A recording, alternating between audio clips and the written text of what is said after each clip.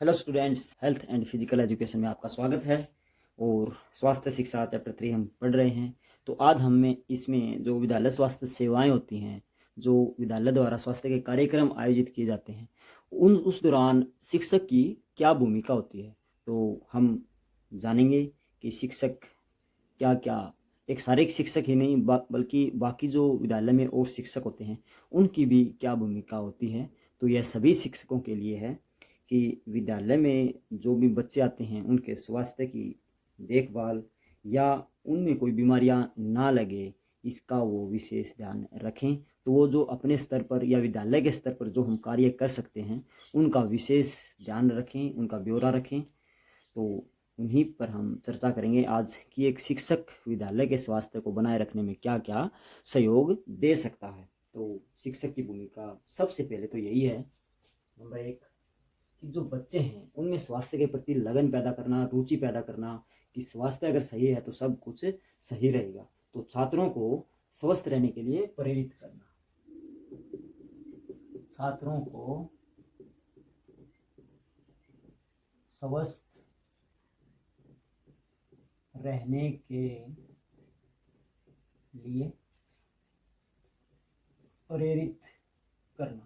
तो सबसे पहला तो शिक्षक का यही कर्तव्य है कि वह हर छात्र को स्वास्थ्य के प्रति सजग रहने के लिए प्रेरित करे, अच्छी अच्छी बातें बताएं, अच्छा ज्ञान उनको दे, ताकि वो अपने स्वास्थ्य के प्रति हमेशा सचेत रहें और सही कार्य करते रहें, अच्छी अच्छी आदतें अपनाते रहें। नंबर 2 पर हम लिखेंगे कि जो भी बीमारियां हैं, जो संक्रामक बीमारियां हैं या वह अन्य बीमारियां हैं जो स्कूलों में फैल सकती हैं, उनके बारे में अवगत कराना और उनके जो रोकथाम के उपाय हैं वो बताना। तो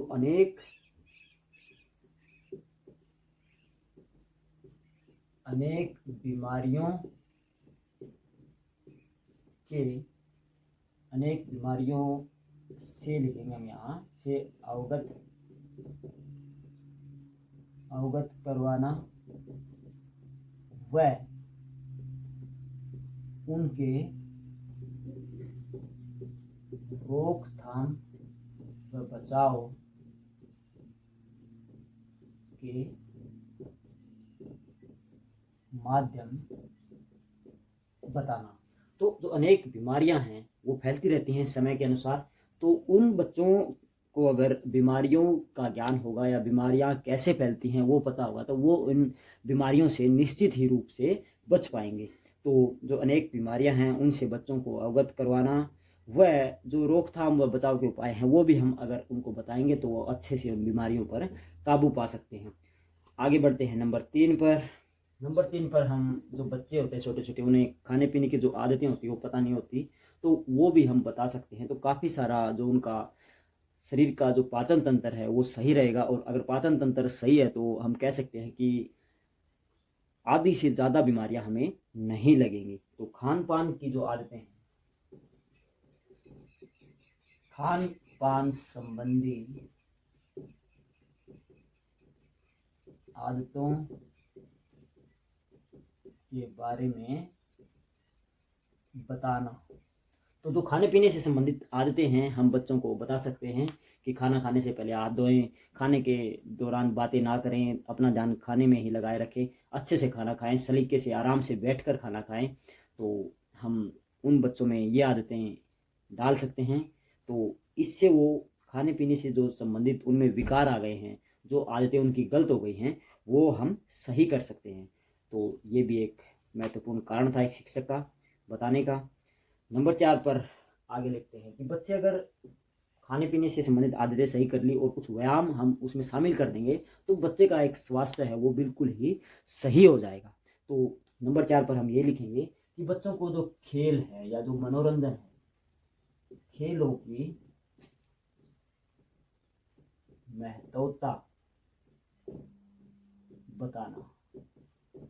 तो खेलों का महत्व अगर हम बताएंगे बच्चों को तो वो उनमें रुचि लेंगे, और अगर खेलों में बच्चा रुचि लेता है तो निश्चित ही उसकी जो शारीरिक एक्टिविटी होती है या और भी उसका भाग लेना या उसका दिमाग पर उसका प्रभाव बहुत अच्छा पड़ता है। तो बच्चे का एक संपूर्ण विकास खेलों के माध्यम से हम कर सकते हैं। तो यह भी एक महत्वपूर्ण शिक्षक की भूमिका है। नंबर 5 पर हम खेलों से ही संबंधित एक बात लिख रहे हैं। इसमें हम लिखेंगे कि जो भी खेलों को हम बच्चों, जो खेलों का सिस्टम है वो समझाएंगे कि आप इनसे अच्छी नौकरी पा सकते हैं, समाज में एक अच्छा सम्मानजनक पद पा सकते हैं खेलों के माध्यम से, या अपना नाम कमा सकते हैं। तो इसके साथ साथ हमें बच्चों को जो खेल होते हैं स्कूलों में या खेल कार्यक्रम आयोजित होते हैं वो भी हम करवा सकते हैं। तो खेल कार्यक्रम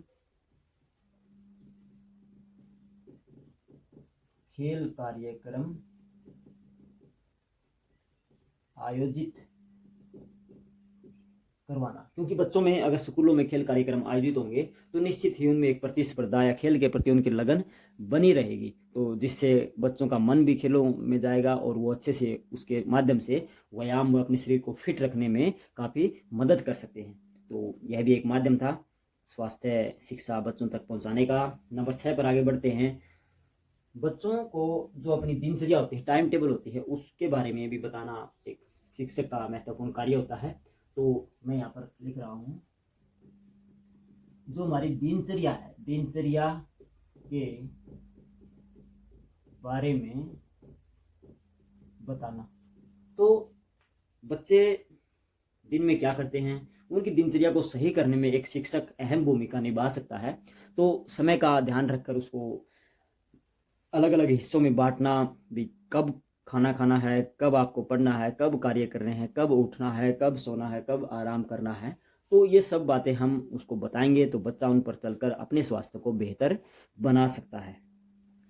नंबर 7 पर हम चर्चा करेंगे कि स्कूल स्वास्थ्य कार्यक्रम जब अपनाए जाते हैं तो बच्चों को उनसे डर लगता है कि इन स्वास्थ्य कार्यक्रमों में तो हमें इंजेक्शन लगाए जाएंगे या खारी खारी गोलियां दी जाएंगी, तो जिनसे बच्चे घबराकर कई बार स्कूल मिस कर जाते हैं उस दिन, या वहाँ जो स्वास्थ्य कार्यक्रम आयोजित होता है उसमें भाग नहीं लेते। तो अगर हम बच्चों को पहले से ही यह ज्ञान देंगे कि स्वास्थ्य कार्यक्रम में केवल इंजेक्शन तक ही सीमित नहीं है, कई बार आपको संक्रामक रोगों के बारे में भी बताया जाता है, या अच्छी अच्छी आदतों के बारे में बताया जाता है, या खेल क्रिया भी हम करवा सकते हैं। तो इससे बच्चे उन जो स्वास्थ्य कार्यक्रम है उनमें रुचि लेंगे और उनका अच्छे से पालन करेंगे।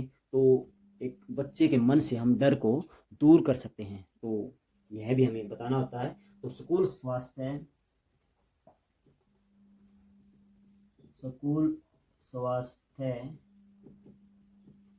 कार्यक्रम की जानकारी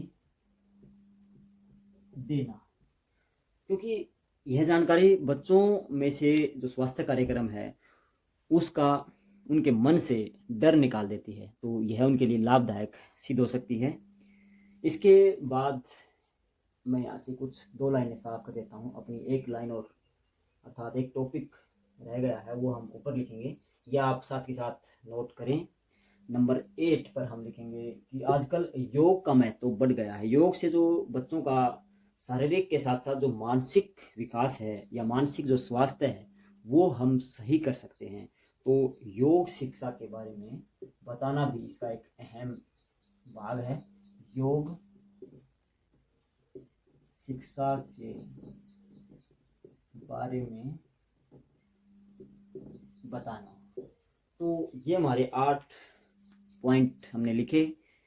आप इनको अच्छे से नोट करें, अच्छे से याद करें, वीडियो को देखिए मैंने क्या क्या बोला है इन पॉइंटों के साथ साथ, तो आप इनको और भी थोड़ा लंबा कर सकते हैं। इसके अलावा आप भी अलग से डाल सकते हैं, या आपको दिमाग में कुछ आता है कि शिक्षक की क्या क्या भूमिका होती है। हमने मुख्य मुख्य 8 बातें लिखी हैं, 8 नहीं है, ये बहुत सारी बातें होती हैं शिक्षक के बारे में, कि बच्चों को खाना खाने के दौरान बताना, अगर कोई बच्चा संक्रमित है या किसी को फ्लू है, जुकाम है या और कोई बीमारी है, तो उनको दूसरे बच्चों से अलग करना या उसकी जानकारी उनके घर वालों को देना, ताकि वो बच्चा घर जा सके स्कूल के बीच में ही।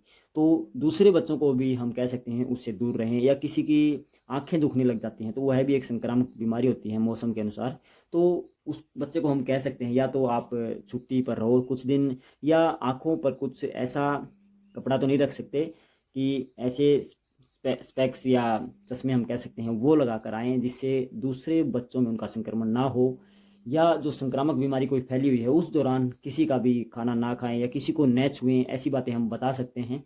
तो अभी जब स्कूल खोलेंगे तो संक्रामक बीमारी पूरा विश्व अभी एक वायरस जनित बीमारी झेल रहा है। तो जब स्कूल खुलेंगे तो बच्चों को इस बारे में बहुत सारा ज्ञान दिया जाएगा, या बच्चे पहले से ही उस ज्ञान के बारे में अपने घर वालों से भी परिचित हो गए हैं, या टीवी के माध्यम से बच्चों को सब पता है आजकल।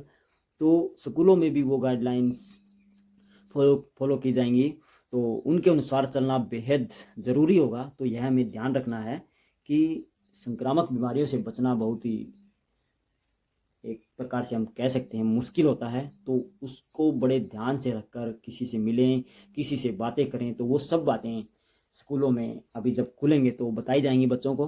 तो आप भी इनको पहले से ही नोट करें, ताकि आप पहले से ही सचेत रहें। तो आपका फ़ायदा है, आपके स्वास्थ्य की रक्षा इसी में है। तो इनको अच्छे से नोट करें और अच्छे से याद करें। Thank you.